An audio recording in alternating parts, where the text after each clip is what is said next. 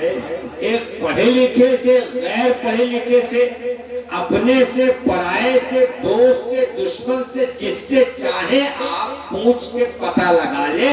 آپ مجھ سے پوچھیں بھیا بتا دو ایمانداری کے ساتھ کہ کربلا میں ظلم کس پر ہوا، تو جاننے والا وہ بھی کہے گا حسین اور ان کے ساتھیوں پر، ان کے گھر والوں پر، اور نہ جاننے والا بھی کہے گا نہیں حسین پر ہوا بھیا، ہم نے سنا ہے، پڑھے تو ہم ہے نہیں، تو وہ اس طرح کہے گا۔ آپ کسی اور قوم سے پوچھ لیجئے، وہ بھی یہی کہیں گے۔ جس سے چاہیں آپ اس سے پوچھ لیں۔ تو اب پتہ یہ چلا کہ اگر مولا حسین اور آپ کے اصحاب و انصار، آپ کے گھر والوں پر ظلم و ستم ہوئے ہیں، تو یقیناً ان کی طرف سے رونا، ان کی طرف سے نوحہ خوانی، ان کی طرف سے آہو بکا، ان کی طرف سے ماتم ہمارا آپ کا شعار بنے گا، ہمارا آپ کا۔ کیوں؟ یہ بھی ہے کہ سید کائنات کے سامنے سرکار کائنات نے جب ذکر فرمایا تھا اپنے بیٹے کی شہادت کا، تو سیدہ غمگین ہو کے پوچھ رہی تھی بابا اس وقت آپ ہوں گے؟ میں نہیں ہوں گا۔ پھر کون ہوں گے؟ بابا علی ہوں گے؟ علی بھی نہ ہوں گے۔ حسن ہوگا؟ نہیں، حسن مجتبیٰ بھی نہ ہوں گے۔ تو پھر بابا کون ہوں گے؟ ہم بھی نہیں ہوں گے، آپ بھی نہیں ہوں گے، علی بھی نہیں۔ سرکار کائنات صلی اللہ علیہ وسلم نے فرمایا تھا بیٹا غم نہ کرو، اللہ تعالیٰ ایک قوم کا انتخاب فرمائے گا، ایک قوم کا انتخاب۔ قوم تمام ہیں لیکن ان میں سے کس کس کا انتخاب اللہ نے کیا ہے، یہ سید کائنات کی دعاؤں کا نتیجہ ہے۔ انتخاب فرمایا۔ ہم بڑے خوش قسمت ہیں کہ رب کائنات نے ہمارا آپ کا انتخاب فرما لیا۔ آؤ حسین پاک کے غم میں آنسو بہاؤ، ان کے غم میں ماتم کرو، تاکہ تمہارا انتخاب جو کیا گیا ہے وہ مکمل ہو جائے۔ اس لیے اللہ رب العزت نے انتخاب فرما لیا، کیونکہ سرکار کائنات صلی اللہ علیہ وآلہ وسلم نے فرما دیا تھا ایک قوم کا اللہ تعالیٰ انتخاب فرمائے گا، وہ ہمارے بیٹے اور ان کے اصحاب و انصار اور گھر والوں پر نوحہ خوانی کریں گے، ماتم کریں گے، اپنے اپنے آنسوؤں کا نذرانے محبت پیش کریں گے۔ اب جتنے بھی لوگ ہوں اس طرح سے سمجھ لیجئے کہ وہ زہرا کی دعاؤں کا نتیجہ ہے، اور جتنے ایسے نہ ہوں سمجھ لیجئے کہ رب کائنات نے سید کائنات کی دعا اور اللہ نے اپنے حبیب کے فرمان سے ان لوگوں کو بائیکاٹ کر دیا۔ کچھ لوگ یہ کہتے ہیں نماز روزہ ہر طرف ہو رہی تھی، اور یہاں بھی آج بھی اسی بات پر بلیک میل کیا جاتا ہے، نماز نماز نماز نماز نماز۔ میرے سامنے سے آج ہی میں پڑھ رہا تھا تو ایک حدیث گزری، آپ حضرات تک پہنچی ہو تب بھی سنیں، نہ پہنچی ہو تب بھی سنیں۔ حضرت جابر ابن عبداللہ انصاری رضی اللہ تعالیٰ عنہ سے یہ حدیث مروی ہے۔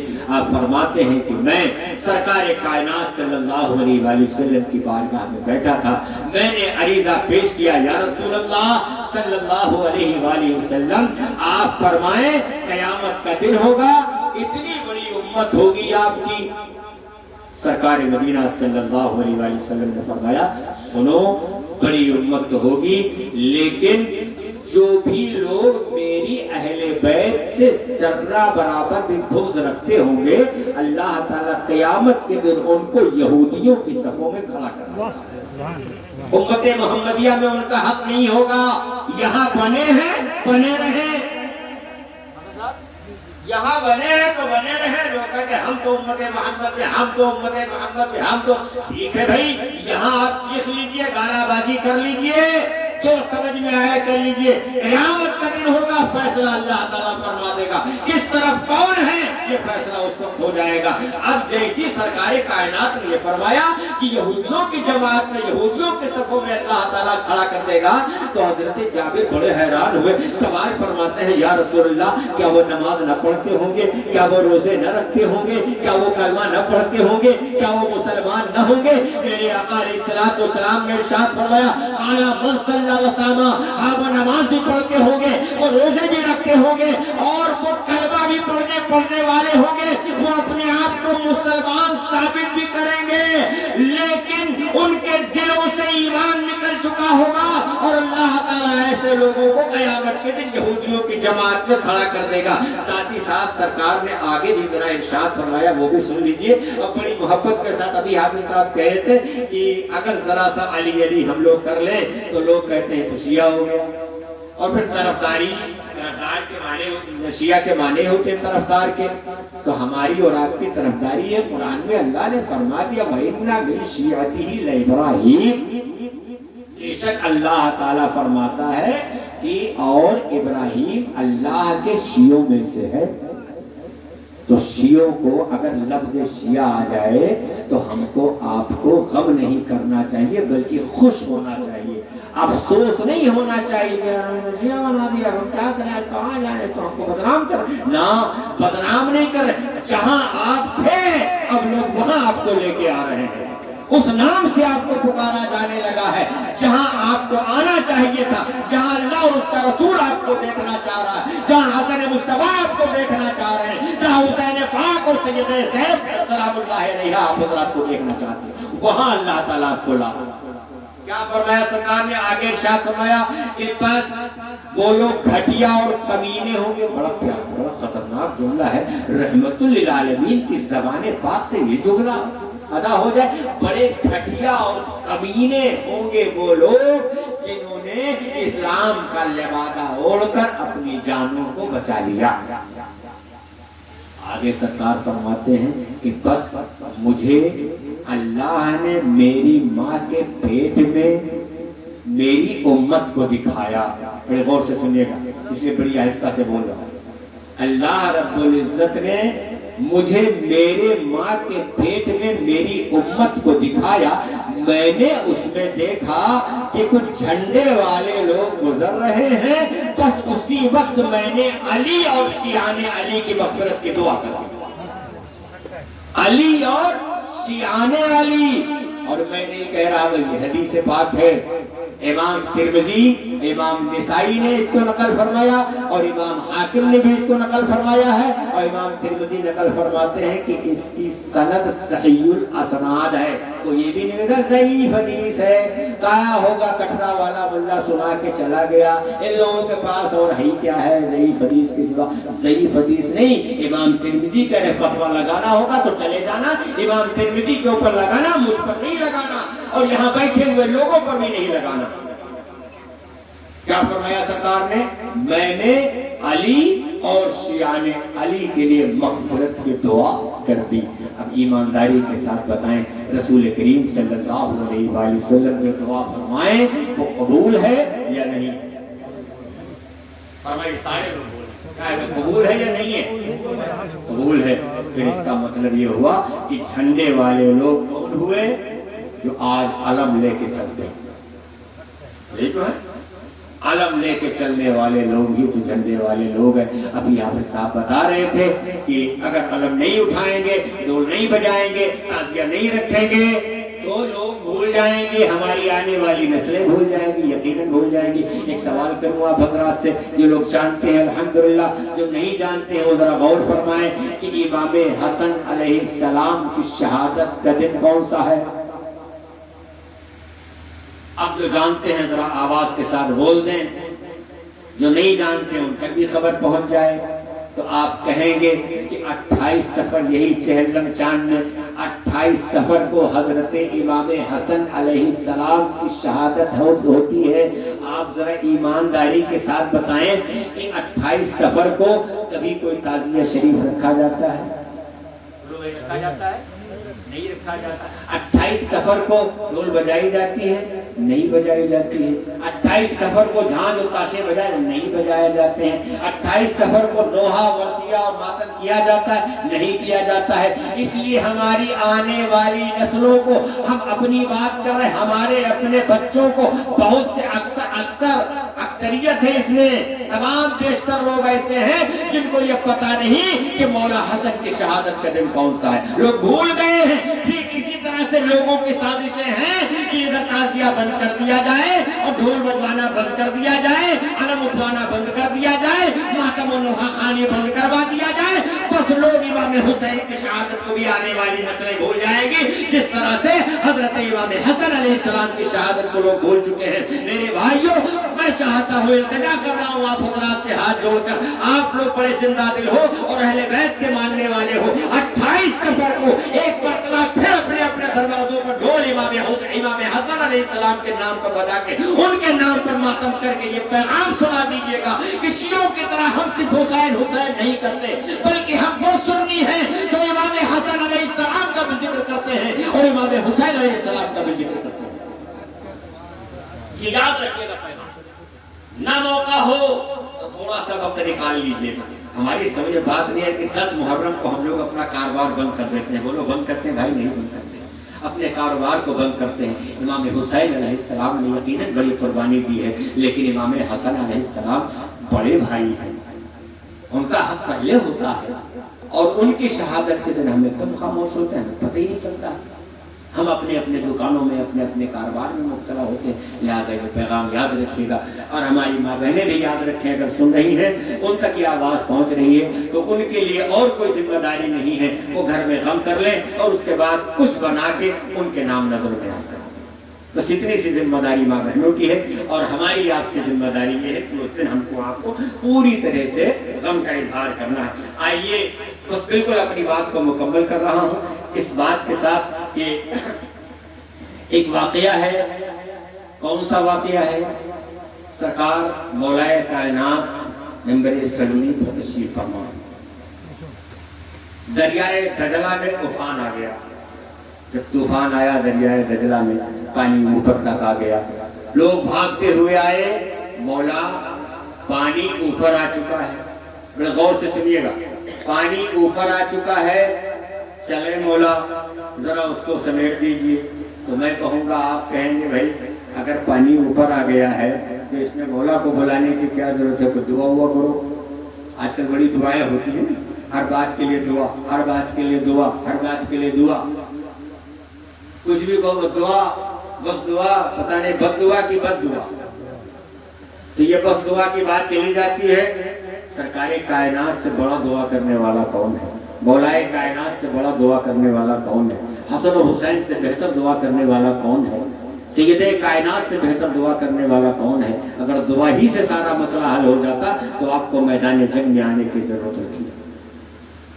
तो दुआ जरूरी है, अपनी जगह है, लेकिन जहां जरूरत पड़ेगी वहां अल्लामा इकबाल का शेर कहना पड़ेगा, निकल कर खानकाहों से अदा कर रस्म शबीरी। खानकाहों से मैदान में आना पड़ेगा, ये रस्म शबीर है। बहरहाल आइए, मैं जो अर्ज कर रहा था बस वो बात अरीजा पेश करूं और उसके बाद सलाम पेश किया जाए। और वो ये है कि जब लोग आए और कहा मौला दरियाए दजला में उफान आ गया, हमारे घरों में पानी घुस आया है, लिहाजा हम बड़े परेशान हैं, चलिए कुछ हल फरमा दीजिए या फिर दुआ फरमा दीजिए। मौलाए कायनात ने अपने कांधे पर अपनी हवा रखी और अपना असा शरीफ लिया, चलते हुए गए और इलाके में पहुंचने के बाद आपने पानी में थोड़ा सा असा बढ़ा के रखा, रखने के बाद फरमाया इतना घटा दूं, पावर देखिए भाई, इतना उतार दूं, इतना घटा दूं। लोगों ने कहा मौला थोड़ा सा और आगे बढ़ा दीजिए। सरकार मौलाए कायनात थोड़ा 2-4 कदम और आगे बढ़े, वहां पे आपने अपना आसा शरीफ लगे, कहा इतना उतार दूं, का मौला थोड़ा सा और बढ़ा दीजिए, इसको अपनी हद में कर दीजिए। मौला और बढ़ गए आगे और उसके बाद आसा को रखने के बाद फरमाया ऐ दजला तू अपनी हद में आ जा। जैसी का हद में आ जा, पानी हर तरफ से सिमट कर अपनी हद में आ गया। क्यों आ गया? इसलिए आ गया कि पानीदार को पानी ही समझेगा, जो पानीदार ही ना हो वो पानी की बात क्या समझेगा। ये लफ्ज है पानीदार। लोग लड़ाई करते तो पानीदार हो तो चले आओ, पानीदार हो तो आ जाओ। पानी का ही लोग ताना देते हैं पानीदार का, तो पानीदार पानी ही समझेगा कि पानीदार कौन है। इसलिए पानी फौरन अपने हद में आया। जैसी अपने हद में आया, क्योंकि तेजी के साथ पानी अपनी हद में आया था, तो बाहर जो छोटी छोटी बड़ी बड़ी मछलियां उसमें तैर रही थी वो अचानक रह गई वहां, पानी के साथ वो सिमट नहीं पाई जल्दी से। तो जो बाहर रह गई उन लोगों ने देखा कि मौला तशरीफ ले आए हैं, बस तमाम मछलियों ने बढ़ना शुरू किया اور آگے بڑھ بڑھ کے سب نے سلام پیش کرنا شروع کر دیا. السلام علیکہ یا امیر المومنین، السلام علیکہ یا یعصم الدین، السلام علیکہ یا امیر المومنین، السلام علیکہ یا ید اللہ، وغیرہ وغیرہ اپنے اپنے انداز میں تمام مچھلیوں نے سلام پیش کرنا شروع کر دیا. حضرت قمر ساتھ میں کھڑے ہوئے ہیں، وہ دیکھ رہے ہیں کہ تمام مچھلیاں سلام پیش کر رہی ہیں، لیکن ایک مچھلی ایسی بھی ہے جو اپنا منہ گھما کے الگ بیٹھی ہوئی ہے. وہ اپنا منہ گھمائے ہوئے ہیں، مولا کی طرف سے قریب نہیں آ رہی ہے، سلامی کر رہی ہے. ٹھیک ہے، مجمع ختم ہوا، وہاں مولا واپس آئے، پانی اتار کے پیچھے حضرت قمر بھی آئے. رات گزر گئی بڑی بے چینی میں. صبح نماز فجر کے بعد جیسی مولا کائنات نے فرمایا سلونی قبل ان تفقدونی، اس سے پہلے کہ مجھے کھو دو تو پوچھنا ہے مجھ سے پوچھ لو.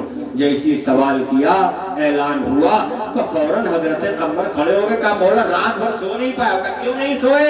کہا اس لیے کہ میں نے یہ دیکھا تمام مچھلیاں تو آپ کو سلام پیش کر رہی تھی، لیکن ایک مچھلی وہ تھی، ایک دو قسم کی مچھلیاں وہ تھی جو اپنا منہ گھمایا الگ بیٹھی تھی، الگ کھڑی تھی. انہوں نے نہ آپ کی طرف دیکھا نہ سلام پیش کیا. مطلب کیا ہے؟ مولا کائنات نے فرمایا قمر مجھے انہی مچھلیوں کو اللہ رب العزت نے مجھ پر سلام و کلام کرنے کی اجازت دی تھی جو حلال ہیں، اور جو حرام ہیں مچھلیاں اللہ نے انہیں روک دیا تھا. پتہ یہ چلا کہ جو حلال لوگ ہوتے ہیں وہی حضرت علی اور ان کی اولادوں سے محبت کرتے ہیں، ان کو سلام و نوحہ پیش کرتے ہیں، اور جو ان سے خلاف ہوتے ہیں، جو حرام ہوتے ہیں، وہ ان سے منہ چھپا کے الگ بیٹھے ہوتے ہیں. آج بھی وہی بالکل عالم ہے. یہ مچھلی والا معاملہ ہے. یہ کوئی واقعی، یہ کوئی لطیفہ نہیں تھا بلکہ باقاعدہ یہ واقعہ گزرا ہے. بالکل آخری بات عرض کرنے چلا ہوں، اور وہ یہ کہ سرکار کائنات صلی اللہ تعالی علیہ وآلہ وسلم جب معراج میں تشریف لے گئے، وہاں تمام انبیاء، حضرات نے بارہا سنا ہے کہ تمام انبیاء بیت المقدس میں تشریف لائے اور سرکار کی امامت میں نماز ادا فرمائی. جب نماز ادا ہو گئی تو تمام انبیاء نے ایک کے بعد دیگرے سلام پیش کرنا شروع کر دیا. مولا آقا ہم نے آپ کو اپنا امام تسلیم کیا، ہم نے آپ کو اپنا امام مانا، ہم نے آپ کو اپنا امام مانا. سارے انبیاء کہہ رہے ہم نے اپنا امام مانا. میرے آقا کا جملہ سنو. آقا فرماتے ہیں کہ ٹھیک ہے، تم نے مجھے امام مانا، امامت یہاں قبول کرتا ہوں، محبت کربلا میں قبول کروں گا. محبت قبول نہیں ہو رہی ہے، امامت یہاں، محبت کربلا میں. مولا کربلا میں کب آقا؟ کربلا میں جب میرے بیٹے حسین کا سر نیزے پہ چڑھایا جائے گا، میں اس وقت وہاں رہوں گا. اس وقت وہاں آنا کربلا کے میدان میں، میرے بیٹے کو پرسا دینا، پھر وہاں تم لوگوں کی محبت کو قبول کروں گا. پتہ یہ چلا کہ اللہ اور اس کا رسول انبیاء کی بھی محبت کو حسین کے بغیر قبول نہیں کرتا ہے. تو ہماری آپ کی محبت کس چیز کی مولی ہے؟ ہم کو اور آپ کو بھی اور تمام لوگوں کو اگر اللہ اور اس کے رسول سے محبت کرنی ہے اور اس تک اپنی محبت پہنچانی ہے تو ہمارے آپ کے لیے لازمی قرار پاتا ہے کہ ہم اہل بیت کرام پر اپنے آپ کو قربان کریں، ان سے محبت کریں، ان پر اپنی جانوں کا نذرانہ پیش کریں، تب جا کے اللہ اور اس کا رسول ہماری محبت کو قبول کرے گا. بالکل آخری بات تھی، اس لیے بس میں چاہتا ہوں کہ چند باتیں جو میں نے بھی نصیحتاً عرض کر دی ہیں، اس پر ہم اور آپ